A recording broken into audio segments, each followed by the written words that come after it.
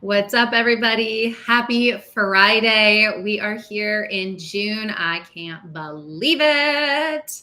Almost halfway done with this year. And I don't even know. Here we are in summer, Amanda, in Texas summer, which means it's hot as heck. And like, I'm already sweating right here in my seat. And Amanda and I met through a women's group that we were part of and really connected. We just connected on having kind of corporate, big brand, big experience being employed, and then having these personal brand aspirations and journeys. And then she has a podcast and a book, and thought that she was just a really great, perfect fit for my audience. So many of us navigating our career journey, whether we're working for somebody else or starting our own thing or whatever it is. So thanks for tuning in. If you're watching live with us or catching it in the replay, super cool, great. Say hello, let us know where you're in from. Send over any questions that you have. We'll be checking the comments and engagement along the way. Now, with that, Amanda, yay! Let's first just get a quick, who the heck are you? Tell us a little bit to your journey of, becoming an EVP. You're an author now, podcast host. So let's start there and then we'll keep going. Yeah. And thank you so much for having me. This is so fun. You and I have known each other for a little over a year, and I had you on my podcast, and this just feels like a full circle moment to be able to come and share this time with you and your audience now. So I appreciate it.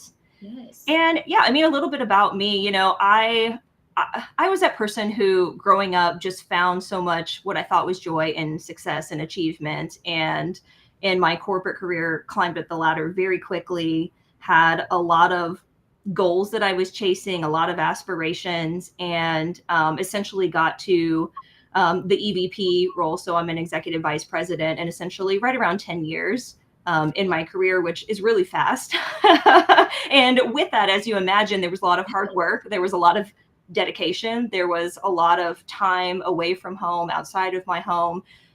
When I became a mother a couple of years ago, everything kind of hit the fan, which I know a lot of women have that experience, that big identity shift that happens when you transition from not being a mother and then being a mother and trying to figure out who you are. So I realized during that period that on the outside looking in, I had this life that looked perfect, right? I had a thriving career. I had a beautiful family. I had all of these accomplishments, but inside I wasn't happy. I wasn't fulfilled. And I didn't really even like myself, if I'm being honest. And it really forced me to say, why do I feel this way? What do I really want with my life? And I started to pick up the pieces from there once I started to get crystal clear on what it is that I actually want. But I realized that I was chasing a version of success that somebody else had defined for me. I started doing all the things and chasing all these things because I thought it was what I was supposed to do to be successful. And I know you know exactly what I'm talking about. But once you kind of get really clear on what it is that you want, you can move into this phase of aligning what success looks like for you, truly who you are at your core. And that's what I had to go through in this transition period, like leading up to now. So it's like who Amanda was 3 to 4 or 5 years ago is completely different than the woman sitting here right now. Amanda prior was the people pleaser. I said yes to everything because I didn't really know what I wanted to do. So I just said yes to every single opportunity. And now I'm more discerning because if something doesn't align with who I am and where I'm going, then I don't want to do it, and I've gone through this transitional journey. It hasn't been easy. Obviously, it's had a lot of like ups and downs, but it's been very rewarding now that I'm on this side of it. So you're an EVP at a company, and I have to imagine you've been making a shift the last couple of years, but you're still EVP, and you're saying you've taken back kind of your voice, your boundaries, that people pleaser thing, trying to stop it. Yet you're working for somebody else and you have a side hustle, side business. How the heck are you doing that? Like how, because I feel like that's what many women and many people would love to do because they like what their jobs, but they feel like I can't do both. So how the heck are you doing that? And how has your leadership shifted as you're managing both? Well, you know, what's interesting is that I realized that I couldn't do both, not to the level that I wanted to do it. And I was doing it successfully, you know, from what I would consider successful for a while. And then I realized, why am I spreading myself so thin? Why am I chasing all of these things? You know, I actually had a very serious conversation with my husband about 6 or 7 months ago, and I'll spare everybody all the details, but you know, the nut of the conversation was that I was chasing so much outside of our home and not focusing enough on what I had already built, what I had already created, this life, this beautiful life that I already had, and everything was going outwards. And so he kind of held up the mirror that I needed to see, because I was too afraid, or maybe just unaware at the time, to even notice what was happening. But I was spread so thin. My stress was so high. I just wasn't sleeping, you know. And when I actually sat down after I was mad about the conversation, and realized that there was a lot of validity to what he was saying, that I was chasing so much of this external success when I had so much success in my life. So to answer your question, I actually started stripping away a lot of the things that I was doing. You know, we mentioned my podcast. I actually paused my podcast. It might be definitely, I don't know. But in the season that I'm in, I paused it. I had a handful of volunteer positions that I was in. I also removed myself from those. And I essentially stopped my business. I did all of those things within the past, I'd say 6, 7, 8 months. And over the course of that time, it gave me a little bit more space to finish writing my book, to get it published, to put it out into the world. But so I don't think there is, truly, I don't think there is a way to do it all. And anybody who tells you that they're doing it all, Rachel, they're not. Yeah. If they are, they're not doing all of the things at the level that they could be doing one or two things. Like I Mm-hmm. said, I was that person who said yes to everything. I would be holding 10 different plates at a time, you know, and people would ask me the same question that you just asked. How are you doing it? And I was able to do it for a certain period of time. But I had to realize that the season that I'm in right now, that is not what I need. I have already achieved so much. It is okay to just take your foot off the gas, and maybe the ambition shifts from these outward accomplishments, these milestones, these goals, and maybe it's focused more inward to what I've already created, what I've already built, and just enjoy it. Right? Enjoy it. Like, why are we always chasing the next thing, the next milestone? Why do we put so much pressure on ourselves to reach this next level? And it's like, you have so much time to do those things. Sometimes it is okay to just pause and just be, which is really, really hard if you're like if you're like me, which I know you're nodding your head. Yeah. The Yeah. ambitious go-getter, like, it's so hard to conceptualize when you feel like your worth is tied to your productivity. Yeah. I had to reframe that for myself. Mm. Yeah. Worth being tied to productivity. How many people that are listening or watching feel that? I know I have the same conversation with myself every day. And it's not natural, Amanda, actually, especially for women. Like, it's really going against our natural tendencies, our feminine tendencies, what our body wants. And, you know, like this comment or not, the, you know, boss lady, and I am a lady boss, the boss lady, boss babe, the all of those things that have been created over the last decade plus, particularly through social media, have in some ways like really hurt us women. And I think the millennial, you know, our kind of age bracket, we're starting to realize that like less is actually more, because I'm burned out, I'm not happy, Mm-hmm. and it's a tough awakening, wouldn't you say? Like redefining you, it's like you're like, well, what the fudge is you if I'm not doing 20 things and accomplishing so much? Well, and that's the thing, is most people have no idea. They have no idea who they are when you strip away all of these things and these titles and all the accomplishments.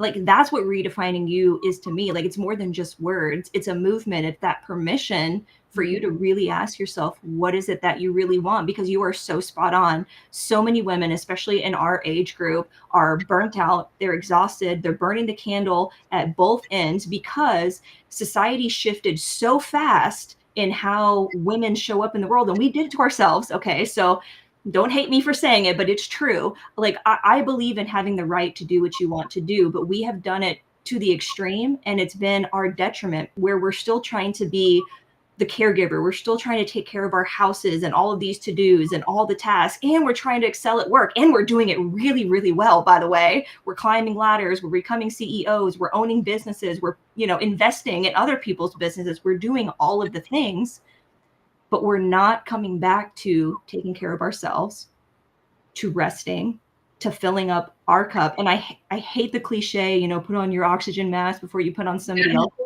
But it's so true. And because we are so strong in who we are, we can go a long time without our oxygen mask on until you can't.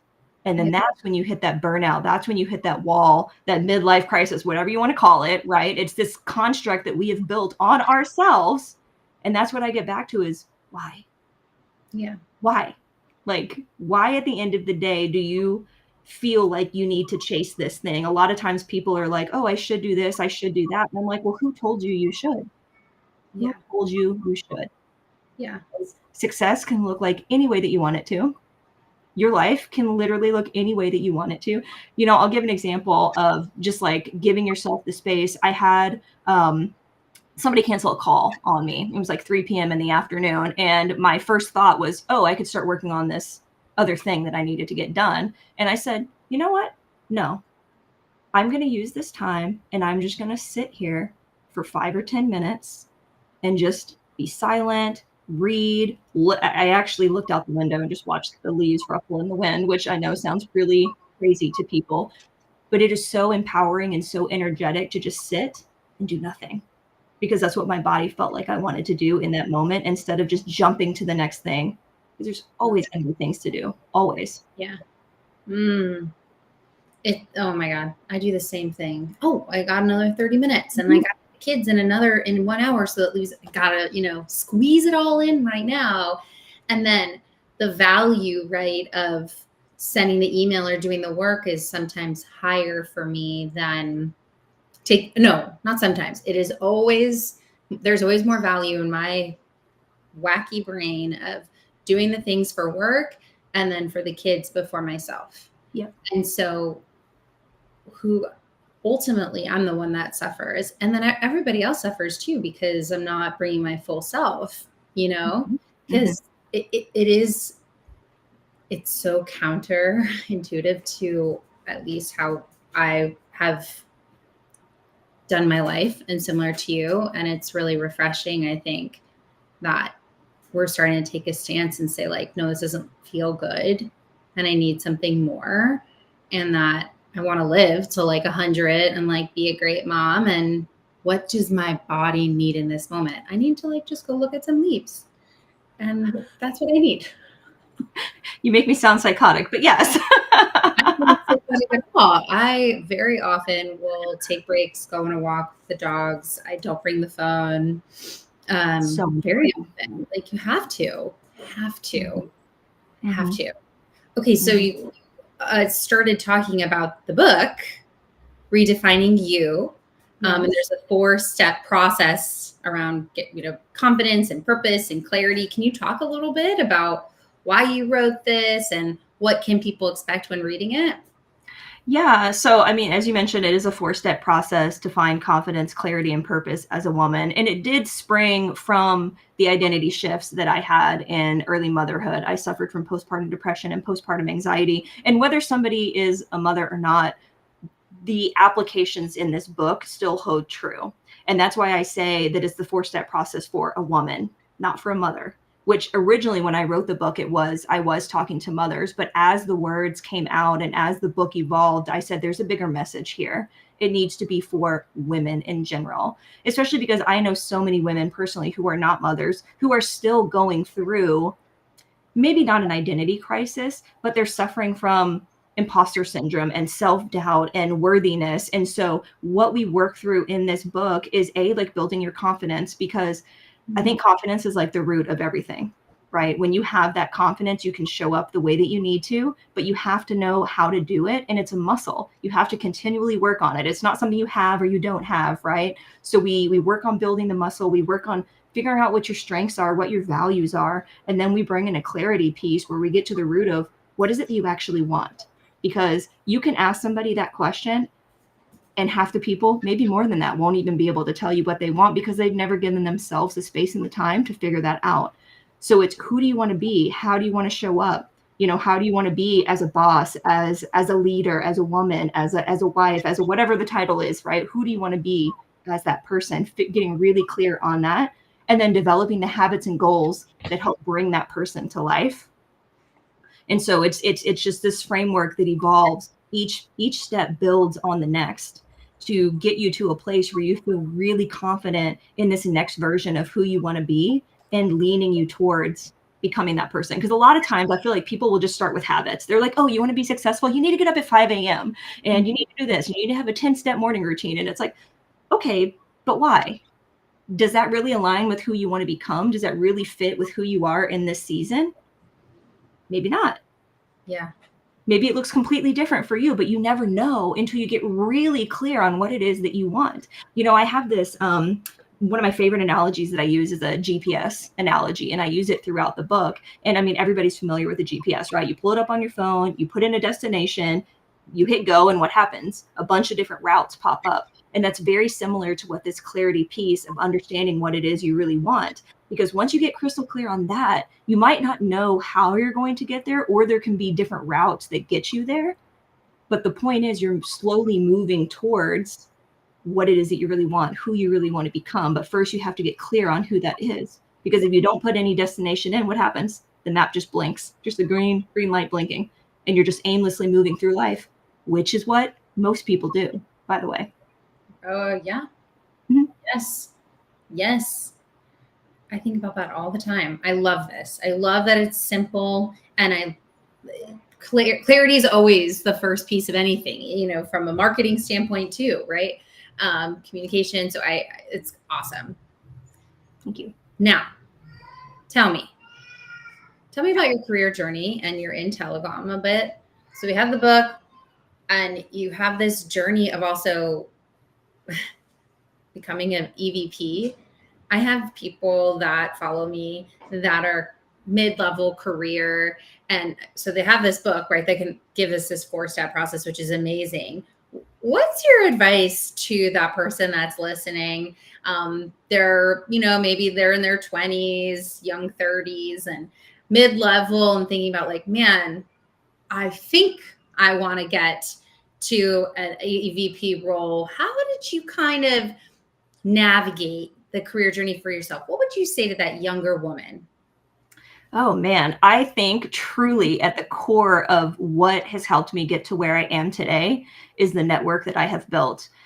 Networking and building relationships will take you so far in life. Obviously, you have to have skills to back it up, right? And you can develop skills, you can cultivate who you are as a leader and all of those things.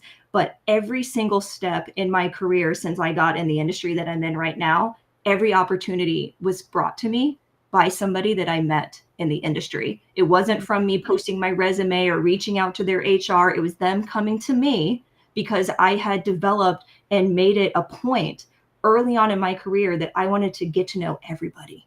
I wanted to build those relationships and mentor with people, watch people, see how they move, how they act, how they lead, how they respond to issues, troubles, even just how they respond to emails. I was soaking it all in.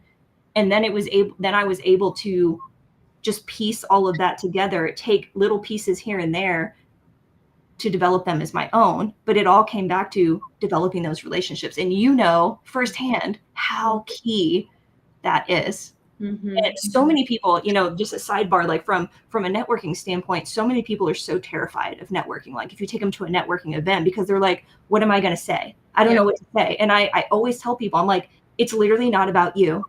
It is not about you. This conversation is about them. And if you make it feel about them too, be interested, not interesting. That's where a lot of people fall short. And they're like, what am I going to say? I want to sound smart. I want to sound like I know what I'm talking about. I want to sound good at my job. And it's like, but if you just ask questions and you get curious and you make it about them and not about you, that is what networking is. That is how you build the rapport. That is how somebody will remember you over the 50 other people they talked in their room, because you ask them questions, and people love to talk about themselves. So true.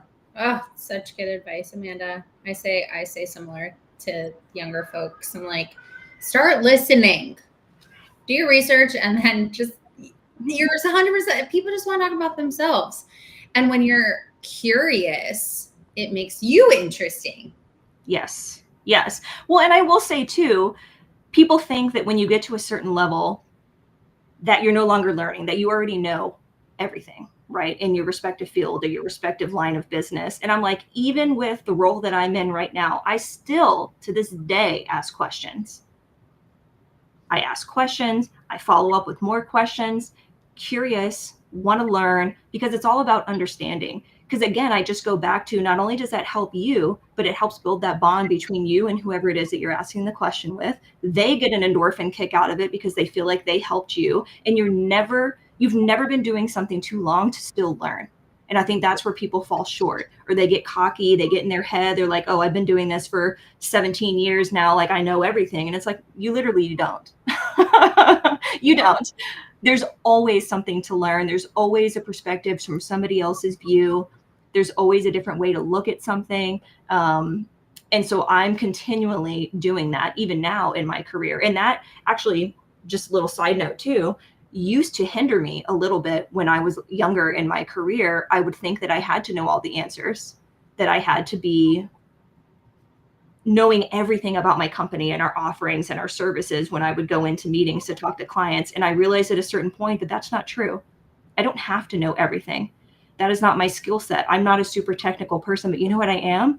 I am friendly and I'm warm and I'm kind and I know how to develop relationships with people. That is what I leaned into versus I need to know everything, all the ins and outs of this technical side of our business.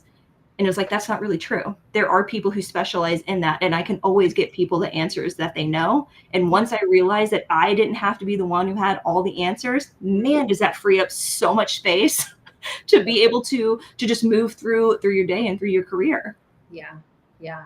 Oh, so good. So true. Okay. As we come to our close, just a couple rapid fire questions that I think is fun. One word that describes you right now. Oh, I love this. My year of this, the word of the year for me is ease. Okay. Ease. Yes. Ease. Yes. Yes. Leaning into my feminine. I want things to be flow and easy and fun and light. So ease is my word for sure. Great. Yes. Coffee, tea, or something else? Oh my God. I love coffee. Love, love, love. I gave it up like 2 weeks ago. Oh no. Okay. I'm kind of a weird health person, and every once in a while I'll just like cut something out completely just to like give my body a break, but just like also prove that I can do it. So I'm on like my kick of no caffeine. Sounds for now. But I love coffee. Okay. Not even decaf you get to have right now? Can you do that? I mean, I can do whatever I want. Like, yes. You said get to have. I can do whatever I want. If I really want it, I will have it. Okay. But I'm choosing not to. Okay, well, keep me posted on that and how you do. I will say, I did it for the entire, I think, first like 18 months of my son's life. Wow. Yeah. So I went through early postpartum with no caffeine. I literally don't know how you did that. Godspeed. Special kind of person, I guess. I don't know. Literally. Okay, a book that changed your life besides your own. Oh, of course, of course. I love this question because I'm a book fanatic. I love the book, The Third Door by not Eric, it's Alex Banyan. A lot of people haven't heard of it. It's a phenomenal book. When he was in college, he basically rigged How to Win, like The Price is Right. And he used that money to fund this project where he just wanted to interview really successful people, like people who are at the pinnacles of their career, on how they got where they got. So he interviewed people like Steven Spielberg, Bill Gates, Lady Gaga, a handful of other just like really famous people. He was able to get interviews with them, and basically how they got successful was through a third door. It wasn't the front door like everybody thinks, and it wasn't a side door. It was this third door, basically the opportunity that they created for themselves. It is eye-opening. It is a wonderful book. Love that. I'm gonna Yeah. put it on my list. Okay, last one. What's your go-to pump-up song before maybe a meeting or speaking? Oh gosh. Oh my gosh. I can't even say what my song really is. So You say it. You have to say it. okay, I am a 90s rap girl, and so like 90s rap, 2000s rap. Oh god, this is going to be so embarrassing. Miss New Booty by Bubba Sparks. Oh my I God. love it. I Yes. love it. I love it. Amanda, see, you never know like. That shows us all something very fun and spunky inside of you. Bubba, like, by the way, if you're Gen Z and you don't know that please go do some research. You need to know Bubba. Bubba Sparks, you know. I'm sure most people are like, oh yeah, Katy Perry, or I don't know, but no. Okay. There's no judgment here, Amanda. Okay. Okay. What's your pump up song? I need to know. Well, Lady Gaga, Born This Way was the walk-up song I always wanted. And I had the amazing opportunity to MC the Women in Tech Network conference. And I finally had my chance Oh, I love to take that. the stage with the song. But I think I'm going to need a part B on this too, but I'm a huge Gaga fan. Oh my God, I am too. I've seen her in concert so many times. I was actually, my first pump up song used to be Poker Face by Lady Gaga, which made sense when I was like younger because I had to fake it till I made it, right? So it's like, yeah, they don't really know what's going on. It's my Poker Face. I share the love with you. Oh my gosh, I love it. Well, thank you so much for chatting with us today. Hey, y'all, make sure you go and connect, follow Amanda, go check out her book. We'll put the links in the comments, and we'll see you back next month. Keep the questions, comments coming in. I love you so much. Have a great June. Amanda, thank you for hanging with us. And with that, we'll see you soon.